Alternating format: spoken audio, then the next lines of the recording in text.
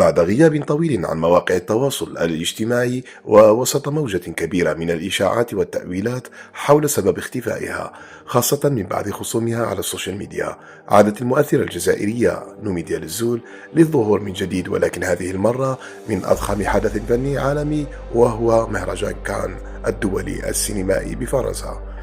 نوميديا خطفت الأنظار بإطلالة أنيقة وراقية على السجاد الأحمر، وكأن ظهورها كان رسالة غير مباشرة لكل من روج للإشاعات خلال فترة غيابها. وخلال تصريحاتها أكدت أنها بالفعل ابتعدت لفترة طويلة، لكن ذلك لم يكن صدفة، بل كان قرارا مدروسا من أجل التحضير لمرحلة جديدة وقفزة نوعية في مسيرتها الفنية. كما وعدت متابعيها بمفاجآت قوية وأعمال قادمة ستحدث ضجة كبيرة خلال الفترة المقبلة، مؤكدة أن القادم سيكون مختلفا تماما عما قدمته سابقا.